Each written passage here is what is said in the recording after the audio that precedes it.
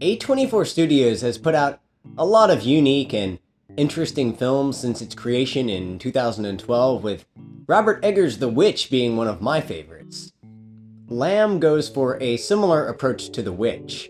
It's a slow, brooding folktale with elements of supernatural horror, but it didn't engage me on the same level as a film made by Robert Eggers, Ari Aster, Alex Garland, or Yorgos Lanthimos, who have all made films produced through A24 Studios.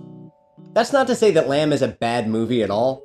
Noomi Rapace's character of a mother in peril is portrayed well, and the film creates a mood of dread early on. I feel like I'm spoiling Lamb by explaining the plot, but I can't really talk about the movie without talking about the concept of the story.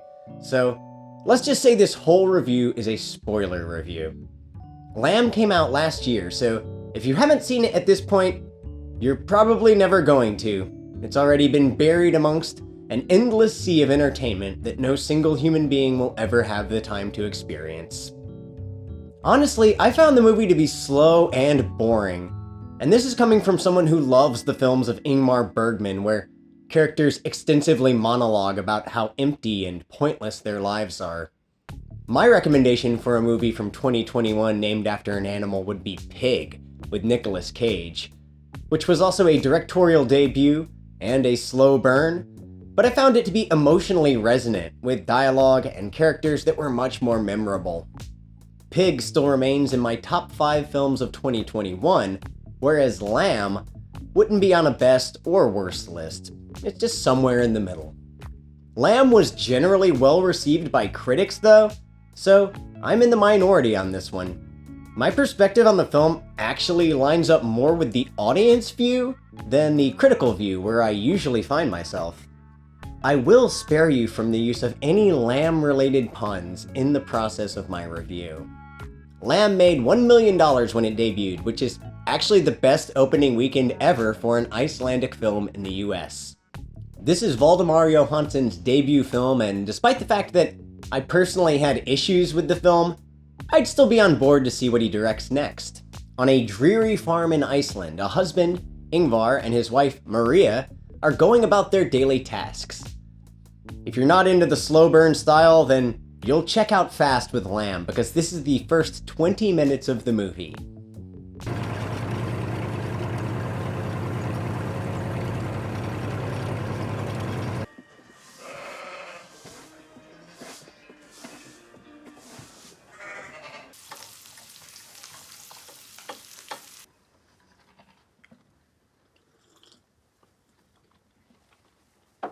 Then, a sheep gives birth to a half-lamb, half-human baby, which raises a lot of questions that are never really explained. The couple adopts the baby, naming it Ada, but the sheep mother wants the baby back and begins to haunt the family. Yet, it's not a horror movie necessarily. There are a bunch of grand establishing shots with slowly pouring mist that build the atmosphere of the film up.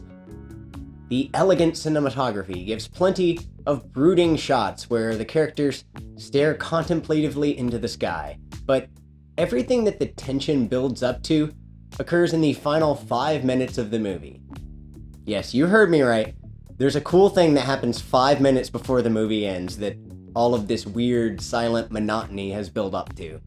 Most of the film is about the sheep child filling a void that this couple has shared since the loss of their own child. The husband's vagabond brother Peter shows up in town. It's suggested that he and the wife have had an affair at one point, but now that she has the sheep child, she's content with her marriage again. There's a pivotal scene where the sheep child is left alone with the father, who forgets to shut the door, and Ada is taken away. This is the film's first moment of tension and fear, where Maria and Ingvar navigate the foggy atmosphere in a panic as they search for their missing child. Let's talk about the look of the sheep child, because it really takes me out of the movie. The whole thing is this slow burn, atmospheric horror approach, but the sheep child looks like something out of a children's movie. I suppose they made the sheep child so cute so that it would be more relatable when we see Maria bonding with the child and treating it as though it were her own, but in my opinion, It would have fit in with the tone better if the child was not so squeaky clean looking. When Peter shows up, he thinks the child is an abomination and takes her out to shoot her, but in the end, can't bring himself to do it. Wouldn't all of this have been more effective if the child looked kind of gross and unnatural?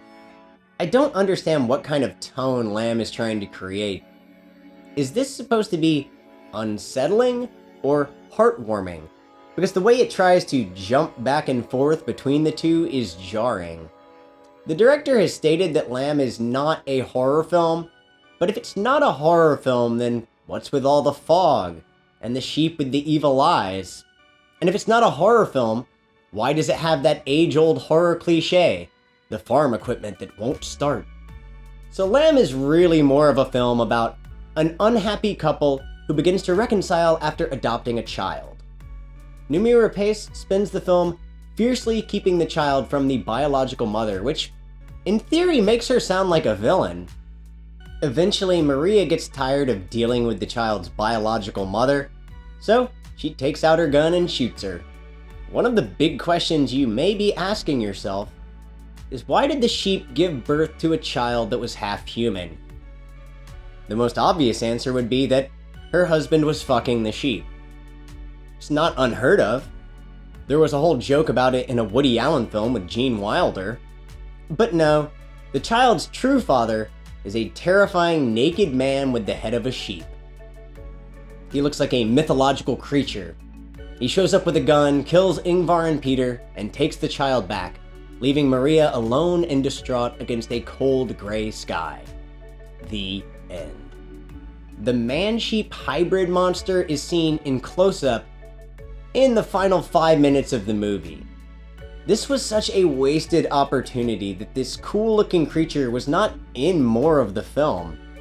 There is a scene that precedes this one where the 3 human characters are watching sports on TV and acting kind of like animals, which Ada, the lamb child, is uncomfortable with.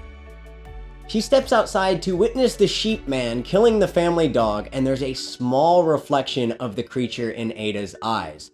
But that's the only other time that we see it. This creature has, in total, about 20 seconds of screen time. It seems like they were going for a less is more approach, but there's so little here to engage an audience, even the biggest fans of slow burn art house horror could be let down by the total nothing burger that is the final act of the film. Lamb conveys a sense of dread and misery throughout, but a lot of time was spent with nothing interesting occurring on screen.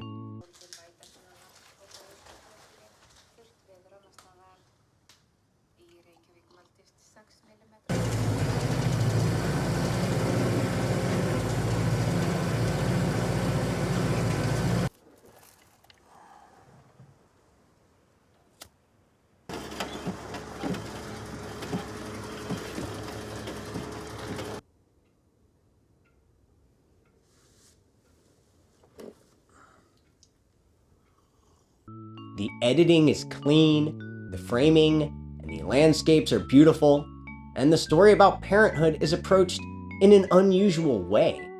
But the pacing is so glacial that this film would be a great one to take a nap to. The characters barely speak or express their true feelings, and then out of nowhere in the final act there's a scene where they're all drunk dancing to techno music.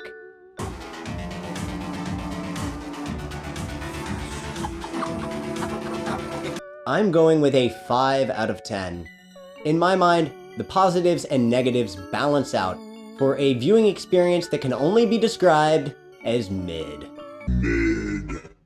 So the message of Lamb is to not rely on adopting a human-animal hybrid to rekindle your marriage. At first, your love life is going to be great, but it's always going to end with you staring down the barrel of a gun pointed at you by a naked man with horns.